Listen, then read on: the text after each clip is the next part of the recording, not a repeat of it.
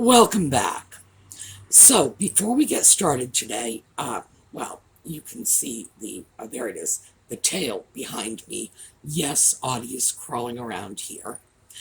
I know I look sick. I am not. I was at my ear, nose, and throat doctor this morning because my voice has been getting scratchy, and I am inclined to get what they call singer's polyps, little polyps on your vocal cords. So I thought I ought to get it checked out. And the way they check this out is they shove a scope, which is this like long tube, up your nose, down your throat. And in order to do that, they need to anesthetize the inside of your nose. And as a consequence, I am very, very sniffly, but I'm not sick.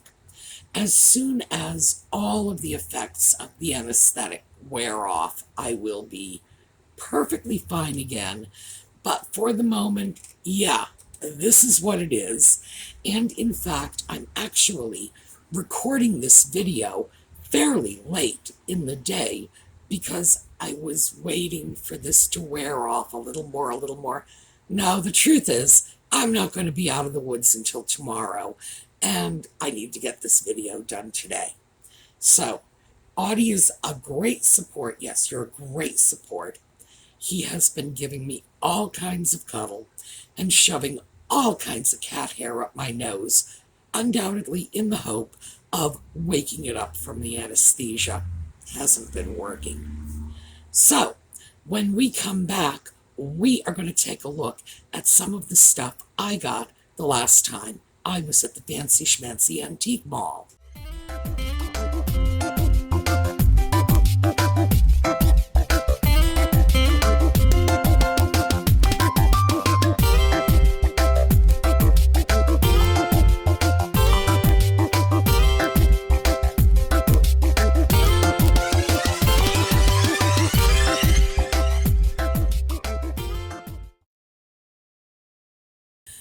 So once again, before we get started, I really have to apologize because the sound quality is not great.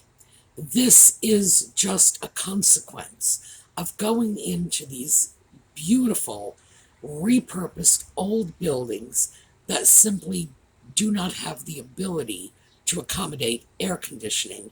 So in the summer, especially on the upper floors, they're all cooled by fans. And so the fan will be going and the music will be blasting. So, what can I say? It is going to be a noisy experience. However, since I almost always talk to you about the pieces when we're doing this part of the filming, I mean, I talk when I'm picking them up, but when we're doing this part of the filming, I talk about them too.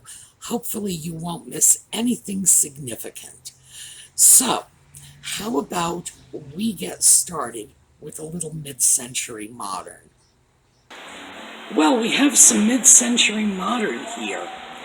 This looks like it's sort of martinis for two, I guess. Very interesting here. Let's see if you can see the nicely painted $22 for the set. And this sort of amorphous, very pretty mid-century modern ashtray, that's $9. And I'm probably going to take this with me because, to tell the truth, I don't have a lot of mid-century modern. I don't come across it that much. And mid-century modern is one of those styles that's terrific when it's well done, when it's unusual enough like this. It's that strange little shape that was popular in the mid-century, the sort of amoeba kind of shape.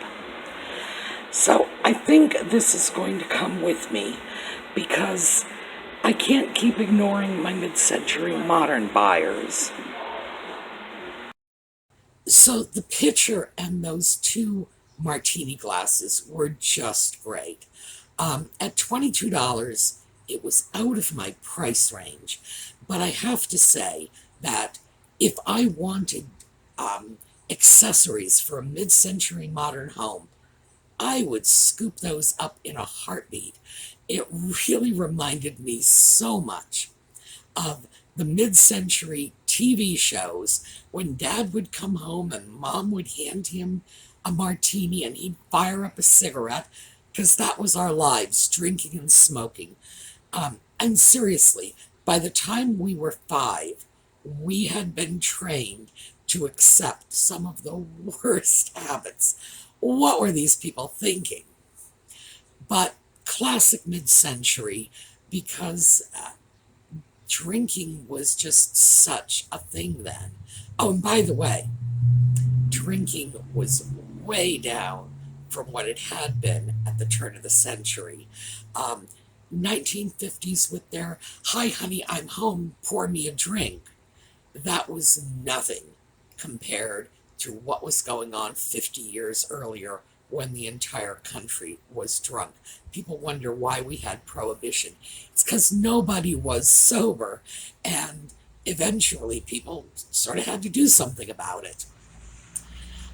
All right, the next piece that was shown there, I did buy that little ashtray because it was a nice mid-century piece, that sort of amorphous shape, a beautiful color, and that kind of teal green was a very popular mid-century color. And the truth is, I don't come across a whole lot of mid-century accessories like this, and when I do, I like to pick them up because there are people who collect them, people who decorate their homes around them, people who want them. And the advantage that we have in this area is because of the steel industry and the coal industry. There were a lot of consumer dollars in the pockets of the average person. It's one of the reasons we can find great mid-century lighting here, because people like coal miners and steel workers who had previously been considered poor were mainstreaming into the middle class. They had money and they were spending it. And now their grandchildren don't like the stuff they bought, so it's ending up in the antique shops and the thrift stores. All right, next up, speaking of ashtrays, this is in the same booth where I found the 2 previous items. Now let's take a look at this. Right next to those pieces I just showed you, we have a whole line of ashtrays, $20 a piece. I am not so much interested in the ashtrays as I am in the idea of lining a group of unusual items like ashtrays up on the wall as a decorative statement. It's something, frankly, I never thought of doing, but just looking at this, it's very visually interesting. It's 3-dimensional. This is a great decorating idea, frankly, and I wanted to share it with you. So I wanted you to see this, not necessarily because of the ashtrays, but because when I saw that collection of ashtrays on the wall, I was really struck by how very attractive it was and how remarkably easy it is to sort of replicate that as a home decorating tip. It doesn't have to be ashtrays. It can be, plates. It can be anything. Those ashtrays are largely 3-dimensional. They're not perfectly flat like, wall art usually is. It just looked terrific, as you saw. And I thought, gee, I'm going to throw that out there because I bet it will spark some ideas, especially for the more creative people, because, wow, I'm not sure what I would do with something like that.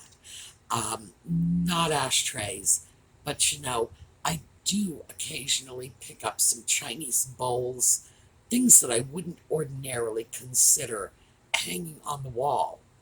But now I'm thinking about that because that was just visually great. I thought that was terrific. It's not something I would want to see in every home I went into, and not every home is going to do it. But I'll tell you, if I walked into somebody's home and saw, a string of ashtrays on the wall, I really think I would have to give them props for that. All right, next up, this was probably my favorite find of the entire trip. Oh my gosh, I am ready to do a happy little dance. Look at this. This is a set of 4 juice glasses. Let me get one of them down so you can see. Heavily embossed, great colors, made in Japan. Condition is really good. $12 for the set. Now, I know that's over my little $10 limit, which I've already broken repeatedly today. So I have to say, I'm bad. That's all I can say about it. But 4 glasses for $12 is $3 a glass. That's my story, and I'm sticking with it. Oh yes, beautiful little glasses. Now, those porcelain juice glasses were very popular in the earlier part of the 20th century. They probably date from the interwar period between the First and Second World War. So I'm going to say 1930s, maybe right up to the 1940s. And glasses, well, they're not glasses, of course, they're porcelain cups. But I tend to think of them as glasses because they are glass shaped. And juice cups, those were not at all uncommon. Very uncommon today, especially to be able to find a set like that. And even though at $12 it was over my budget, the last time I picked up something over my budget, all the viewers wrote in and said, I gotta tell you, if it's a sugar and a creamer, you can just cut that in half. So $12, I can say $3 a piece and scoot it in. But I was really pleased to see them because you know my theory about birds. Birds sell. And really nice color combinations sell too. People are drawn to strong, vibrant colors. They make you smile. Maybe that's what it is about birds. Make you smile, make you feel good.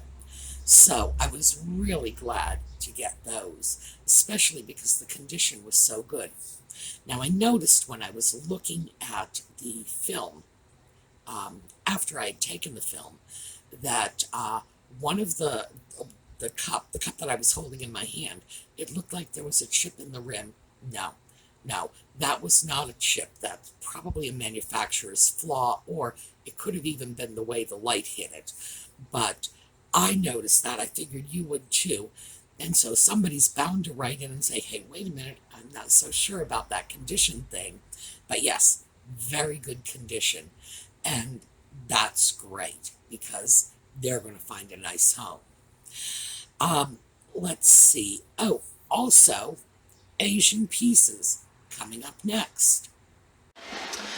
Well, this is a set of 2 little sauce plates for $4 or $2 a piece. I am going to take the set. My primary interest is this one with what I assume are radishes. They look like carrots, but they're Asian sauce plates. So I'm going to say radishes. But I can use the other little one, so they are coming with me. Now those little plates are not very old, not fine porcelain. They're just attractive little Asian plates. And because I do a lot with blue and white in terms of making tidbit trays, when I find interesting blue and white plates, I usually end up taking them home with me. The reason why is most of my really nice, really interesting blue and white Asian plates are saucer sized.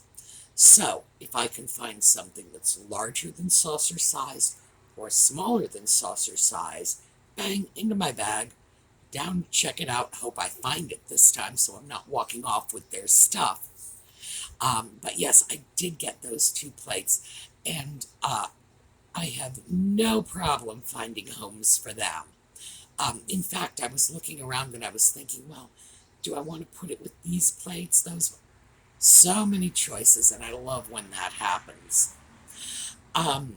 Next up, totally removed from Asian this time. Take a look at this because, boy, this struck a chord with me. So what does this remind you of? Be honest. It reminds me of the new statue of Princess Diana, right down to the frumpy dress. I don't know what they were thinking, but I gotta tell you, for a style icon in her lifetime, they certainly immortalized her as dowdy. I don't know, of all the outfits they could have picked. Yes, so we are on to a digression here. What about you? I thought the statue of Diana was horrible. Sorry, guys, I really did not think much of that.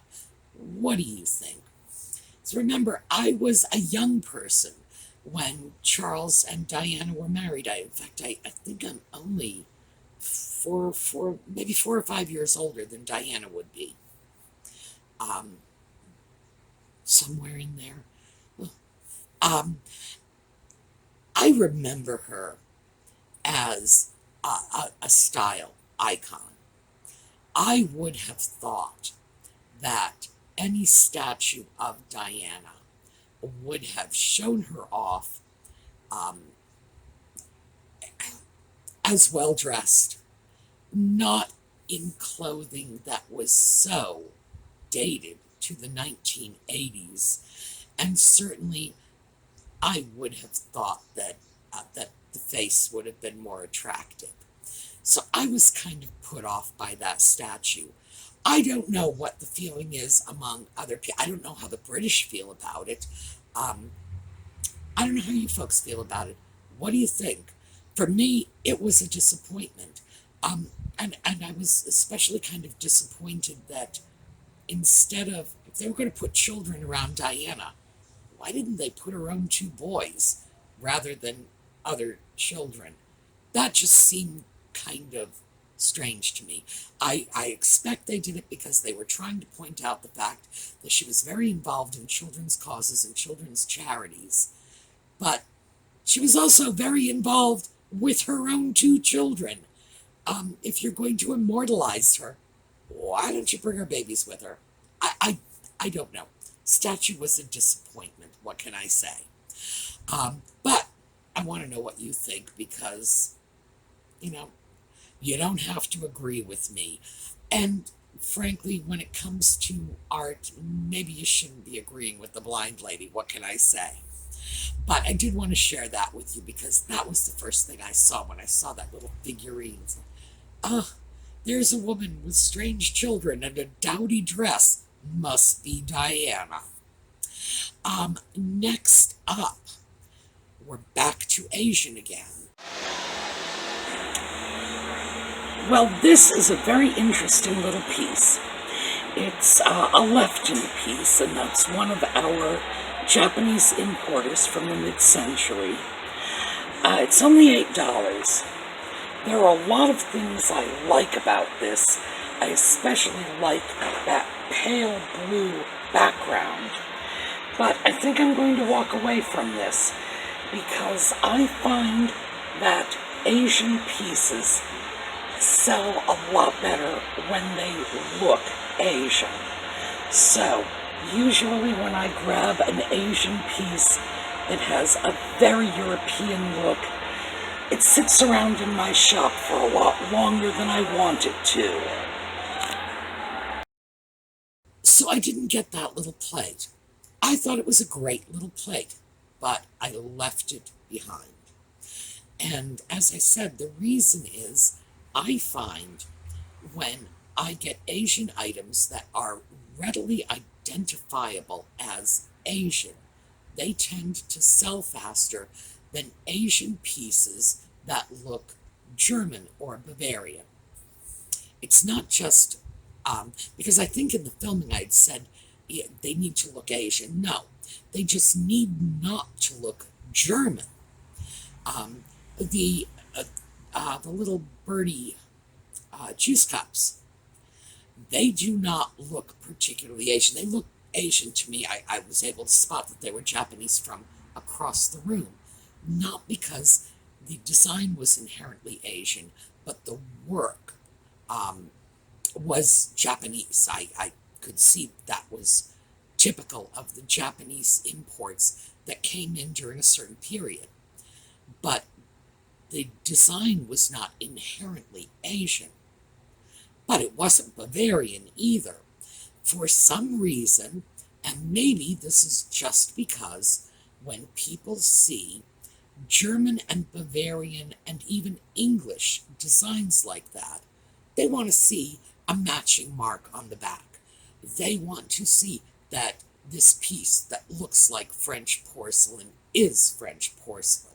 They don't want to see a Japan label on something that looks like it ought to have been made in Bavaria. And now I don't know this for sure. This is just my theory that people feel a disconnect. Mind you, good Japanese porcelain always sells. But even good Japanese porcelain that looks like good European porcelain will sell. Just not quite as quick as good Japanese porcelain that looks like Japanese porcelain. So that one stayed behind, even though Lefton is a name that carries weight all by itself. Finally, this is a set of pieces from another of those Japanese importers like Lefton. This importer is iRice. All right, I want to show you something here that's not coming home with me. It's $15 for the set of salt and pepper shakers. And this is what I want to show you. The company. Now, the company that manufactured these is iRice. They were a Japanese importer. And here's what I want you to take a look at. The iRice company was very well known for making small porcelain perfume bottles. And as you can see, that's basically what these are, only they have salt and pepper lids on them. Very interesting. I'm tempted to pick them up for the novelty value because this is not what iRice did. But no, $15, it's a little too much to indulge my curiosity. iRice was very well known for bringing in Japanese perfume bottles. They were small, the same size as those salt and pepper shakers, most of them. Tiny, with little brass atomizers on the top. You know, the kind with the little squeezy ball, and just, it was very cute, very mid-century. It sat on your vanity table, and people just ate that up. They just adored those things. And they very often had strong floral patterns, roses, etc. Those salt and pepper shakers were just absolutely prototypical of the iRice perfume bottles. And when I was starting the work on compiling my list of Japanese importers, iRice was the company that got me started on that list because I couldn't remember the name. It simply flew out of my head. I did remember the fact that the company's owner's first name was Irving. I got that right. But I couldn't remember anything beyond that. And so I began compiling a list, just hoping that eventually I would say, aha, this is the one. And I did eventually have that aha moment. And as I say, the owner's name was Irving. I was right about that. Irving I. Rice. And I believe his wife's name was Eileen, but I'm not sure about that. And this is what they did. They specialized in these perfume bottles, and they brought them in, like, in huge volumes. They were at every five and dime store all over the country. You could get them for pennies. Remarkable little things because they were all hand painted, beautiful designs, beautifully executed. And the thing is, you don't see very many of them anymore. So, and iRice bottles are collectible. In particular, there are bottles from Germany, Bavaria, etc., because they brought perfume bottles in from all over the world. So, remember that mark, iRice. You find a perfume bottle with iRice on it. If it's cheap enough, take a chance on it and buy it, because some of them are really desirable and they go for serious, serious money. All right, that's what I have for you today. Oh, excuse me a second. Come here, you. Come on. Sleeping cat. Say hello, because it's been a while since they've seen you. That's right, look up at them. I know he wants to go back to sleep. He didn't like being awoken at all. No.